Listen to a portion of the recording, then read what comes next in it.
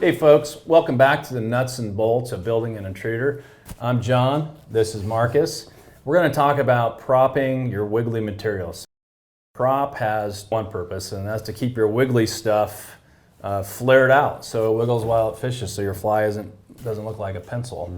So I tied a couple flies today, one of which is what I call the bucktail intruder. And basically I just have this fly propped in the back with speckled chenille and then a couple turns of turkey flat, and Hairline makes a product called an Intruder Feather Prop Hackle. So that's what I have in the rear station.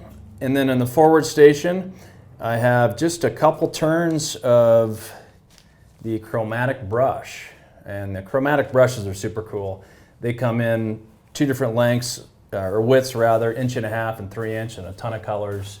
And because they're on a wire, you just wrap, cut it, and done. So it's a pretty quick and simple way to prop something up. And they look super good too. And they look good. Look really nice. Yeah. So I did 2 flies today. The first one, this rear prop, as you can see on there, it's just dubbing. And sometimes you need a little extra, but dubbing, you can really prop a material like Arctic Fox, or you can do Rhea, where it just sticks up really nicely in there. And then the front prop in there is Arctic Fox. You can see all that just sticking behind that marabou. And you can do a combination of dubbing, or you can use just standard Arctic Fox. Either of them get that job done. This fly here, the rear prop, actually has dubbing with Arctic Fox on top of it, which is probably one of the more common things being done by folks now, is to combine them in the same prop.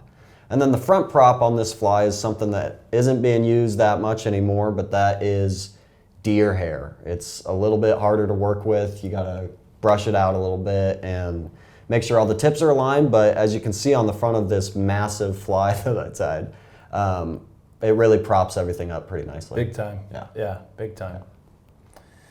Well, once you have your prop done, it's time for the next step.